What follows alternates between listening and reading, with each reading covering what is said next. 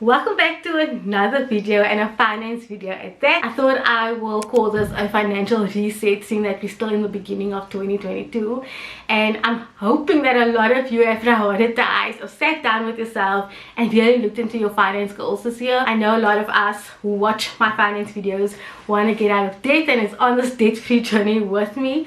If you are new to this channel, it's the first time you're clicking on here, I'm so happy to see you here and that you are clicking on it because you want to better your finances. So I decided in 2019 that I genuinely needed to get out of debt. I was living very much above my means, both my husband and I, and we started to go on this debt-free journey, and I shared my highs and I shared my lows, and at the end of July of 2021 I officially became debt free. But at the moment we are now going to prioritize getting my husband out of debt, and I don't think I spoke about Courtney's debt in a lot of detail. So in this video I'm going to talk about Courtney's debts, how we got into it, how much we still have left, what is the plan to get him out of debt. The second thing that I'm going to talk about is the things that we had looked at last year. We had a reflection of 2021, looked at the bad habits that we had, what are the things that we did wrong, what are the mistakes, and how we're going to rectify it. The third thing that I'm going to talk about is how we structure our budget. I know a lot of people don't know how to start budgeting or how to get into the habit of budgeting, so I'm going to tell you how we structure ours. And then I thought it would be fun to add some questions that a lot of you have asked me throughout the year, and I thought I could just answer it very quickly. But a few disclaimers that I want to put in this video. First and foremost, if you have clicked on this video thinking that I'm going to expose or reveal our exact income, this is not the video. I find that if I expose my income, it could lead to a whole lot of consequences I do not want to deal with. But there are videos on YouTube where there are people who openly talk about how much income they get into the household and how it's actually divvied up. I will talk about how our budget looks like and what type of categories we have within our budget, because I know a lot of people find it very helpful when you say, okay, this is how much someone actually earns and this is where our money is going into, so that it gives you an idea. But unfortunately I'm not going to be sharing that in this video. Secondly, Courtney and I are not financial advisors. I will link below where you can search for a financial advisor, or if you find that you are in a little bit more trouble than you had thought, you really genuinely cannot pay your debts, I'm going to link below resources as well for debt counselors. But I'm essentially just sharing with you the things that Courtney and I have done for us to get out of debt and what we are doing as a married couple. Lastly, please do not compare yourself to others. Everyone is in a different phase and season in their life. A lot of us are in different industries, so there's industries where you get paid a lot more, there's industries that get paid a lot less, but it's more so how you need to deal with your money on your own. So let's get into the video. At the moment we are now prioritizing getting Courtney out of debt. I can't tell you how exciting it is, because it's been a long time coming that we needed to work on his 3 personal loans. And if you learn anything from this video today, please, for the love of marshmallows, do not get personal loans to finance vehicles. So rather go the finance vehicle route, get vehicle financing, or if you're in a position where you can save to buy maybe a second-hand car as your first car, that's also ideal. So the reason why I'm saying this is because Courtney has 3 loans, and at the moment his debt is standing at about 103,000 and a few odd change. I can't remember the exact amount, but that is quite a lot compared to my debts that I had. I think I had around 70 odd thousand rand, and it took me 2.5 years to get out of it. With Courtney's ones, I would have loved to have gotten out of it by the end of 2022, but realistically when I looked at the timeline and started doing my Excel spreadsheets, you were like, it's gonna take us about 2 years to get out of it. And so it is prolonging us as a household to be out of debt, but you know what, it is fine. The first loan that Courtney got was a personal loan, and it was to purchase a car that, might I add, we no longer have. So we are still paying for the debt and we don't have the physical product with us anymore, which is really sad. So we took this loan out, bought the car, then the car no longer worked 2 years later, so we went to the bank and consolidated this loan. Now what consolidation means is that, say for instance, the bank looks at your income and expenses and they say, okay, you qualify for X amount of money, but say that you've already taken out 20,000 rand. Say for instance your limit is 80,000 rand, the bank thinks, okay, you've already taken out 20,000 rand, you still qualify for the 60,000 rand. So that's exactly what had happened. So we had taken the second loan out, and that loan also went to purchasing another vehicle, which we also no longer have. And then the third loan was, if you watch my very first video where I openly spoke about the debt that we were in, I mentioned that we were living extremely above our means, to the point that what was our priority we did not prioritize, and one of it was we never had the car serviced for a full year, and then we went on a road trip and the car had so many issues to the point that we genuinely did not have savings, we didn't have extra money available, and so we consolidated Courtney's loans again, and that paid for the maintenance and fixing the car. So Courtney in essence has 3 personal loans. Before we started getting on this journey trying to be financially literate and trying to understand what it means in finance terminology and really understanding what interest is and compound interest and what savings actually means, we could not understand why Courtney's loans were not coming down at all. We were like, this makes no sense. You're paying the required amount every month, like he has a debit order going off, until we started really looking at what it means to have a personal loan and what that personal loan all entails. And then we realized, oh crap, this personal loan is not just a personal loan, it is a personal loan that has interest, that has a service fee, that has insurance. I think there's a lot more that we discovered. And so say for instance you are paying 1,000 rand every month to this loan, and you're thinking, oh, you're paying 1,000 rand towards the loan. In essence, you're really not paying 1,000 rand, you're only paying 500 rand towards the loan, because the other 500 rand goes to the bank for the interest and service fees and the insurance that you're paying on it. So you might think, as a normal person who did not research what a personal loan means, you're thinking, I'm paying 1,000 rand, but then you're only paying 500 rand towards the loan. And so that's why for a lot of people, they can never understand why these loans take so long to pay off if you're just paying the bare minimum. But when we decided to go on this journey, we opted that we start with my debts first, because all my debt collectively was far less than Courtney's. And so now that I'm done, we're gonna start paying his. So I'm very excited to work on his this year. We're hoping that we can, at least by the end of 2022, have gotten over 50% of his debt, and then obviously crunch time next year, pump as much money as we can. I quickly want to talk about what we reflected on last year and what were some of the issues that we discovered within our finance journey. One of it was, once I was now officially debt free, the money that I was repaying towards my debt, we were gonna now and pay towards Courtney's.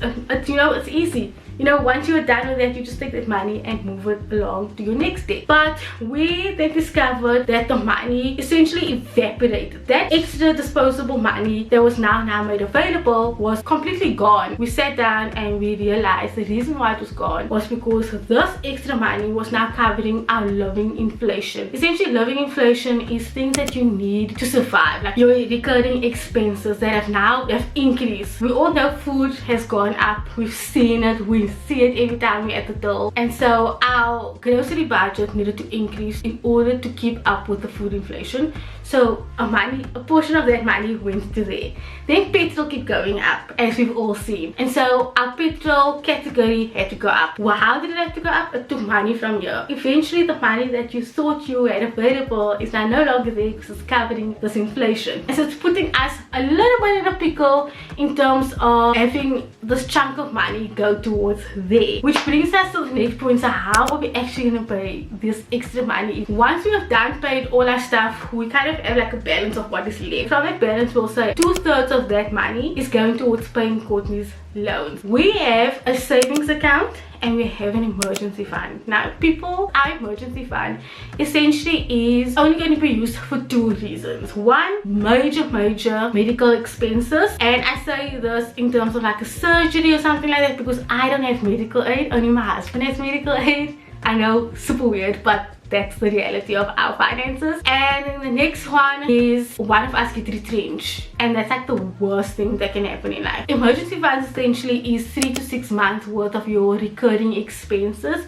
So if you make a list of the things that you genuinely need to survive, like having a roof over your head, food, water, electricity, petrol, those type of things, you can calculate how much that is that you spend on a monthly basis for recurring expenses, and then times that by 3. So they're essentially saying to have 3 months, or even better 6 months, or even a year worth of emergency funds available. Our emergency fund is sitting in an interest bearing account, so it's gaining interest. You know, I need my money to work for me. Our savings, we put money in savings for the little emergencies, like our microwave backing up or our fridge giving in. To have 3 months worth of emergency fund, it's actually taking us a lot longer because we don't have a chunk of money we just throw into our savings and emergency fund. It isn't like that. We're just trying to at least just have those options available to us. We are just putting some money in savings and some money in emergency fund. At the moment, our emergency fund at this stage is only half of 1 month. If we did our calculations correct, the other half will be paid up by the end of May of this year, and with that we will stop it right there at the end of May, and then use the money that we were putting in our emergency fund. We are going to start paying even more towards Courtney's debt. The second thing that Courtney and I noticed was, and you know how you say, oh, 20 rand here, 80 rand then, the next thing you know, it's like 2,000 rand out of your bank account, and that's exactly more or less what we started noticing. Courtney and I do not have joint accounts, so he has his own account and I have my own. And so once we have paid all the things that we needed to pay, what essentially happens is that Courtney will have a little bit of money left, I'll have a little bit of money left, and we just assume that we know what is going on. Once we have tallied up all our expenses and we looked at what's left, we took 2/3 of that money and we paid it into Courtney's debt. The third that's left, that is what I'm calling our access fund, and that access fund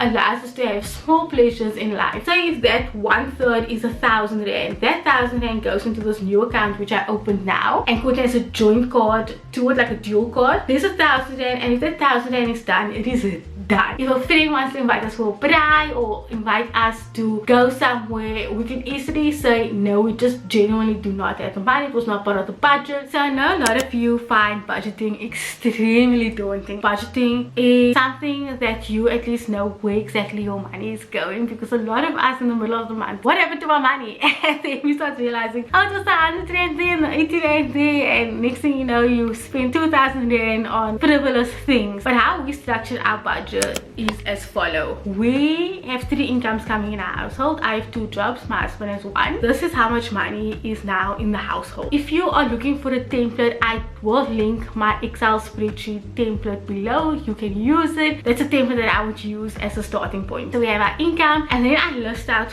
all our recurring expenses. On our recurring expenses, it is rent, water, electricity, food, petrol, Courtney's phone contract, fiber because I work from home, our toiletries, which I name personal care. We have Netflix on there because that's our only form of entertainment. I think I also have my website domain that I have to pay for every single month. Oh yes, and our car insurance goes under recurring expenses as well. Those are things that we see fit as what we genuinely need for the month. So we'll list all our debts and how much that is. We have all our policies that go off. We have all our savings. So I have a savings account and an emergency fund. We have a section for subscriptions and fees. Those are like, I have an iPhone, so I have to pay for iCloud, banking fees. And then we have a section for extras. So for example, the end of January, we had to pay 2 traffic fines. Obviously my husband, we are paying for doctor's bills. For me, because I don't have medical aid, so all my health related things are out of pocket. He will tell you that you will subtract the income and minus all of these expenses, and then you'll sit with a total at the bottom. So that total for us is that we'll look at it and be like, okay, 2/3 of it is going towards paying Courtney's debt, and a third is going to our access fund, where we can spoil ourselves and enjoy a little bit of the pleasures in life. I'm going to use this last bit of my time to answer some of the questions. I wrote it down of the ones I get asked the most throughout the year. The number one question I get asked is, how do I get out of debt? And I know that we all are looking for a very quick solution, the same way a lot of us want to lose weight and we think, oh, if I find this magical pill, I will miraculously lose the 10 kgs that I was struggling with. And the same with debt, it's a journey, and it is sometimes a long journey depending how much debt you are in. The first thing I did was actually admit to myself that I'm in debt. A lot of us know we're in debt, but we don't know the full extent of it. We try to brush it off, and if you're not going to admit it to yourself, then what is the point? Like, then you're not going to help yourself find a solution to get out of debt. The second thing I did was I actually spoke to someone. So in my case, I spoke with my colleagues. Maybe find a friend, maybe speak to a debt counselor, just speak to someone. The third thing that I would do is purchase this book. It's not sponsored. I give this book to everyone. I tell everyone this is my finance bible, and it's Manage Your Money Like a Effing Grown-Up. This has been worth the 230 rand that I had ever spent. Honestly, it helped me with understanding money for dummies, because I didn't grow up in a financial literate home. It's got graphs and pictures, and for a normal ordinary individual can understand. So genuinely do this. If you don't like to read, you could also go and download the Fat Wallet Show. It's a podcast. They are, I don't think one of the hosts aren't there, so they've stopped, but all of their episodes are there. I'm going to link below the 5 episodes I think you should start with first. My colleague told me these were the 5 episodes, and I loved it because one of the episodes was restructuring your payslip, the other one was trying to understand basic terminology like what is interest, what is compound interest, and it gave you a better understanding if reading is not your thing. Then the next thing I would do is really go through your bank statements. This will humble you very fast. So I wrote a 3-month bank statement. I highlighted all the frivolous spending, and I actually tallied up how much money I was spending on things I genuinely didn't need. And then once I did that, Courtney and I then sat down and we looked at our debt, like really looked at our debt, what it meant to have this debt. What was these fees that were there, like insurance and interest, how much was the interest, and is there service fees and all these other different types of fees, and how much genuinely your debt is. And then make a budget. So use my template below, get your own template on Google, write down where exactly your money goes to the cent. Like, I literally put cents in my budget, and then really you're gonna have to hold yourself accountable. Savings or debt? We felt like we still needed to have a savings account. You can either just have one savings account, or in our case we wanted to have a savings account and an emergency fund. And I genuinely think, in my opinion, you should put some money towards savings, even if it is just 100 rand a month, guys. Just put something to know that, okay, when shit happens, I at least have some sort of cushion to fall on, instead of you having to make more debt. Having a savings and an emergency fund while paying debt off is a great thing. What was the hardest part of this journey? Oh my gosh, the hardest part was holding myself accountable, not falling back into the bad habit. We are not perfect by all means. And the hardest thing is just telling people that it's not part of your budget, because when you have a budget for the month, you know where your money is going. And sometimes friends don't get your journey, or family doesn't get your journey, or where you stand, that you are doing this for a greater good and you want to see yourself out of debt. They don't get that aspect, unfortunately. And so you'll find when friends invite you to go out, I have easily said, it's not part of the budget, I'm sorry, I can't go, maybe next time, let me know in advance. I am more firm about saying no. My husband, not so much. He has FOMO. He's a FOMO type of person. I hope that this video was informative. Let me know if you have any other questions that you would like me to talk about. I'm gonna go back to my normal format of financing come next one. And yeah, guys, I will see you in my next finance video. Bye.